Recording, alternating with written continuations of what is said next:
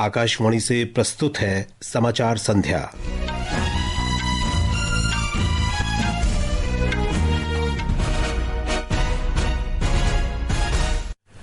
गृह मंत्री अमित शाह ने राज्यसभा में कहा, राष्ट्रीय जनतांत्रिक गठबंधन सरकार ने पिछले 10 वर्षों में राजनीतिक इच्छा शक्ति और प्रौद्योगिकी के माध्यम से राष्ट्र की सुरक्षा को मजबूत किया है। कृषि मंत्री शिवराज सिंह चौहान ने कहा, सरकारी योजनाओं का लाभ उठाने के लिए प्रत्येक किसान को डिजिटल पहचान पत्र मिलेगा। राष्ट्रपति द्रौपदी मुर्मू ने अखिल भारतीय आयुर्विज्ञान संस्थान के चिकित्सकों से भावनात्मक मुद्दों से उत्पन्न चुनौतियों से निपटने के लिए मानसिक स्वास्थ्य के बारे में जागरूकता अभियान शुरू करने को कहा। लंदन के हीथ्रो हवाई अड्डे के पास लगी आग अब नियंत्रण में। हवाई अड्डे के बंद होने से उड़ानें शुरू होने में विलंब की आशंका। और खेलों में भारत की अनाहत सिंह और वीर चोटरानी ने चेन्नई में पीएसए चैलेंजर स्क्वाश के खिताब जीते। समाचार संध्या के साथ मैं विशाल शर्मा। गृह मंत्री अमित शाह ने कहा है कि नरेंद्र मोदी सरकार ने आतंकवाद को कतई बर्दाश्त न करने की नीति अपनाई है।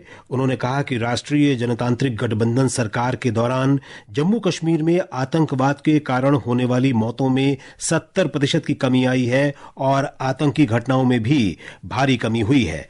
राज्यसभा में आज गृह मंत्रालय के कामकाज पर चर्चा का उत्तर देते हुए श्री शाह ने कहा कि पिछले 10 वर्षों में सरकार ने जम्मू कश्मीर में आतंकवाद, वामपंथी उग्रवाद और पूर्वोत्तर में उग्रवाद की 3 बड़ी चुनौतियों का दृढ़ता से सामना किया है। आतंकवाद के खिलाफ जीरो टॉलरेंस की नीति प्रधानमंत्री की। मोदी जी के आने के बाद उरी और पुलवामा में हमला हुआ। 10 ही दिन में पाकिस्तान के घर में घुसकर सर्जिकल स्ट्राइक और एयर स्ट्राइक कर जवाब दिया। गृह मंत्री ने कहा कि अनुच्छेद 370 हटाकर मोदी सरकार ने संविधान निर्माताओं के एक संविधान एक झंडे का सपना पूरा किया है। 5 अगस्त 2019 में मोदी जी ने धारा 370 को समाप्त। हमारे संविधान निर्माताओं का वो स्वप्न कि एक देश में 2 प्रधान, 2 विधान, 2 निशान नहीं होंगे, कैसे हो सकते हैं? और 5 और 6 अगस्त 2019 को इस देश में एक विधान, एक प्रधान और एक निशान का नया दौर, और वहीं से शुरू हुआ कश्मीर को हमेशा के लिए भारत के साथ एक रूप करने की प्रक्रिया। गृह मंत्री ने कहा कि राष्ट्रीय जनतांत्रिक गठबंधन सरकार ने पिछले 10 वर्षों में राजनीतिक इच्छा शक्ति और प्रौद्योगिकी के माध्यम से राष्ट्र की सुरक्षा को मजबूत किया है। उन्होंने कहा कि अगले वर्ष मार्च तक भारत में नक्सलवाद समाप्त हो जाएगा। अमित शाह ने कहा कि सत्ता में आने के बाद नरेंद्र मोदी सरकार ने पूर्वोत्तर के सभी हथियारबंद संगठनों से औपचारिक बातचीत की है। उन्होंने कहा कि वर्ष 2019 से अब तक 12 महत्वपूर्ण शांति समझौतों पर हस्ताक्षर किए गए हैं। कृषि और किसान कल्याण मंत्री शिवराज सिंह चौहान ने कहा है कि कृषि देश की अर्थव्यवस्था की रीढ़ है और किसानों का कल्याण सरकार की प्राथमिकता है। लोकसभा में आज वर्ष 2025-26 के लिए कृषि मंत्रालय की अनुदान मांगों पर चर्चा का उत्तर देते हुए श्री चौहान ने कहा कि राष्ट्रीय जनतांत्रिक गठबंधन सरकार ने पिछले 10 वर्षों में कृषि क्षेत्र के लिए बजट में 10 लाख करोड़ रुपए से अधिक का आवंटन किया है। श्री चौहान ने कहा कि मोदी सरकार ने अब तक 75 करोड़ 74 लाख मीट्रिक टन न्यूनतम समर्थन मूल्य पर धान की खरीद की है। कृषि मंत्री ने कहा कि डिजिटल एग्री मिशन के अंतर्गत देश के हर किसान को एक डिजिटल पहचान पत्र प्रदान किया जाएगा। उन्होंने कहा कि इस पहल से किसान विभिन्न सरकारी योजनाओं का लाभ ले सकते हैं। श्री चौहान ने कहा कि प्रधानमंत्री फसल बीमा योजना प्राकृतिक आपदाओं से फसल को हुए नुकसान से व्यापक सुरक्षा प्रदान करती है। इस सरकार ने प्रधानमंत्री फसल बीमा योजना में स्थानीय आपदा का प्रावधान करके ये तय कर दिया कि एक भी किसान की फसल अगर खराब होगी तो क्षति की पूर्ति की जाएगी, उसको क्लेम दिया जाएगा। फसल बीमा योजना लोगों की जिंदगी बदलने का माध्यम बन गई है। लोकसभा ने केंद्रीय बजट में वर्ष 2025-26 के लिए विभिन्न मंत्रालयों की अनुदान मांगे पारित कर दी हैं। सदन की कार्यवाही के दौरान लोकसभा अध्यक्ष ओम बिरला ने रसायन और उर्वरक, बिजली, वाणिज्य और उद्योग, आवासन और शहरी कार्य, सूचना और प्रसारण तथा सूक्ष्म लघु और मध्यम उद्यम मंत्रालय की अनुदान मांगें बिना किसी चर्चा के पारित कर दी। सदन ने विभिन्न मंत्रालयों के लिए अनुदान मांगों के सिलसिले में कुछ सदस्यों द्वारा पेश किए गए कटौती प्रस्ताव नामंजूर कर दिए। इसके बाद लोकसभा में वित्त मंत्री निर्मला सीतारामन द्वारा पेश किए गए विनियोग विधेयक 3/2025 को भी लोकसभा ने पारित कर दिया। भारत ने पिछले महीने की 5 तारीख को अमेरिका से अमृतसर वापस भेजे गए भारतीय नागरिकों के साथ उड़ान में किए गए व्यवहार को लेकर वहां के अधिकारियों के समक्ष गंभीर आपत्ति प्रकट की है। भारत ने प्रत्यर्पित व्यक्तियों, विशेष रूप से महिलाओं को बेड़ियों से बांधने का मुद्दा उठाया है। ये जानकारी विदेश राज्य मंत्री कीर्ति वर्धन सिंह ने आज लोकसभा में दी। उन्होंने कहा कि भारत प्रत्यर्पण कार्रवाइयों में वापस भेजे गए व्यक्तियों के साथ मानवीय व्यवहार का मुद्दा अमेरिका के साथ निरंतर उठाता रहा है। श्री सिंह ने स्पष्ट किया कि सरकार ने हाल ही में अमेरिका से प्रत्यर्पित भारतीय नागरिकों के लिए वापस भेजने की किसी भी लागत का भुगतान नहीं किया है। भारत ने चीन के होटन प्रांत में नए काउंटी बनाने पर कूटनीतिक माध्यमों से गंभीर विरोध दर्ज कराया है। लोकसभा में एक लिखित उत्तर में विदेश राज्य मंत्री कीर्ति वर्धन सिंह ने कहा कि इन तथाकथित काउंटी के अधिकार क्षेत्र के कुछ हिस्से भारत के लद्दाख में आते हैं। उन्होंने जोर देकर कहा कि भारत ने इस क्षेत्र में अपने क्षेत्र पर चीन के अवैध कब्जे को कभी स्वीकार नहीं किया है। ये समाचार आकाशवाणी से प्रसारित किए जा रहे हैं। ताजा समाचार जानने के लिए आप हमारे social media handle x@AIR News Hindi को फॉलो कर सकते हैं। CP Grams, centralized public grievance redressal and monitoring system. ये है हर भारतीय नागरिक की शिकायत पर त्वरित कार्यवाही की गारंटी का पोर्टल। CP Grams एक ऐसी विश्वसनीय प्रणाली जो प्रत्येक नागरिक को सशक्त बनाती है और सुशासन के हर स्तर पर अधिकारियों की जवाबदेही सुनिश्चित करती है। CP Grams, संवेदनशील, असरदार, जवाबदेह। आज ही लॉग इन करें CP Grams। समाचार संध्या में आपका फिर स्वागत है। राष्ट्रपति द्रौपदी मुर्मू ने अखिल भारतीय आयुर्विज्ञान संस्थान के अधिकारियों से भावनात्मक मुद्दों से उत्पन्न चुनौतियों से निपटने के लिए मानसिक स्वास्थ्य के बारे में जागरूकता अभियान शुरू करने को कहा है। उन्होंने कहा कि भावनात्मक स्वास्थ्य आज एक गंभीर चुनौती बनी हुई है। आज शाम नई दिल्ली के अखिल भारतीय आयुर्विज्ञान संस्थान के 49वें दीक्षांत समारोह को संबोधित करते हुए राष्ट्रपति मुर्मू ने कहा कि किसी के लिए भी, विशेषकर युवा पीढ़ी के लिए, निराशा की कोई गुंजाइश नहीं है। राष्ट्रपति ने कहा कि एम्स ने न केवल राष्ट्रीय बल्कि वैश्विक स्तर पर स्वास्थ्य सेवा में महत्वपूर्ण भूमिका निभाई है। AIIMS is a symbol of hope for millions of patients who come here for treatment, often from AFR. Its faculty, helped by paramedics and non-medical staff, treat the underprivileged and the privileged with the same dedication and empathy. इस अवसर पर केंद्रीय स्वास्थ्य मंत्री जगत प्रकाश नड्डा ने कहा कि artificial intelligence, AI संचालित डायग्नोस्टिक्स और रोबोटिक सर्जरी में एम्स ने अग्रणी स्थान बनाया है।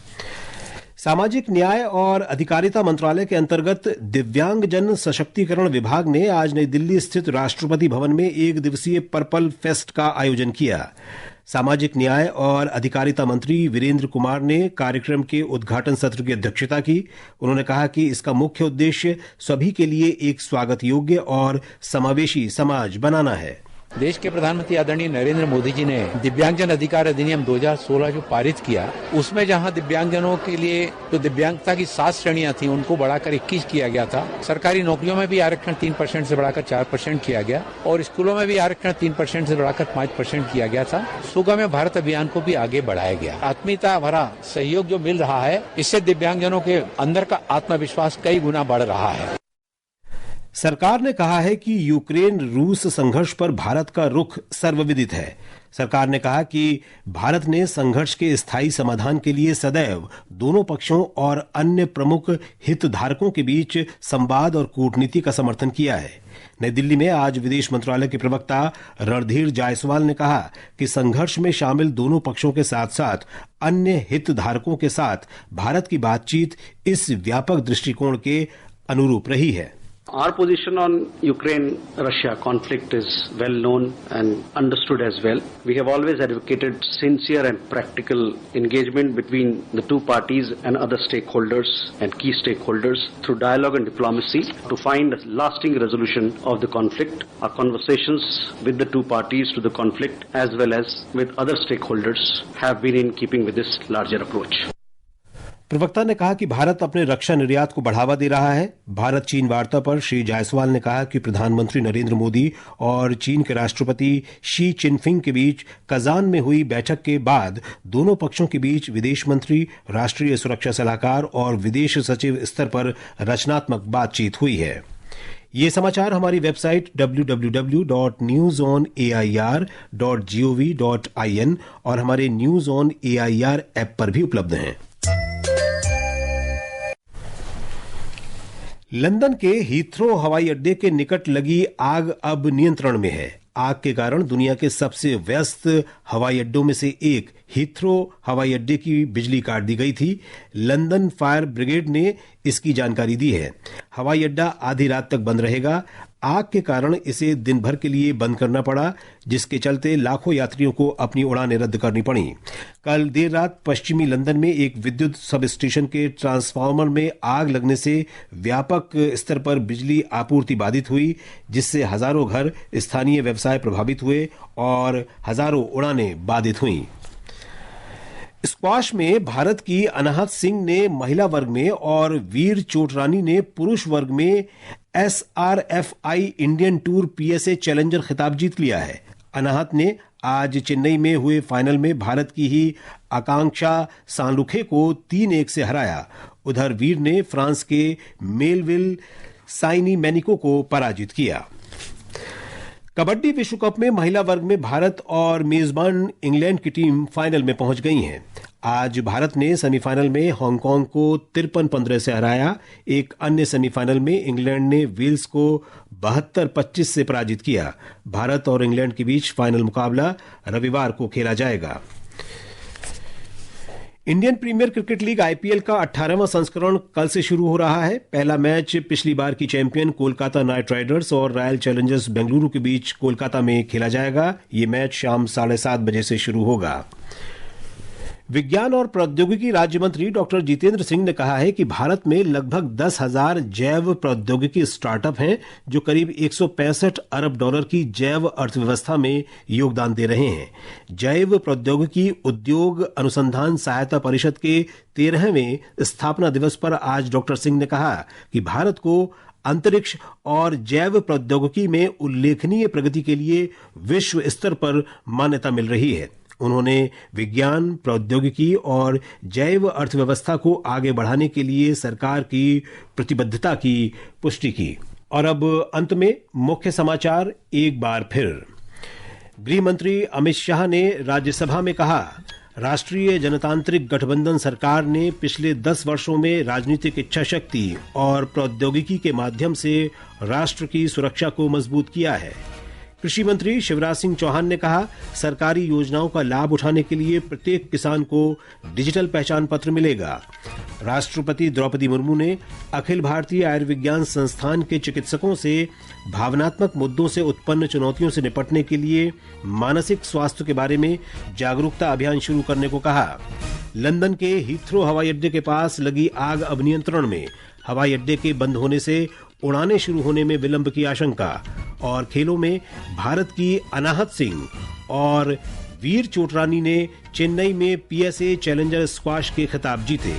इसके साथ ही समाचार संध्या का ये अंक समाप्त हुआ। नमस्कार।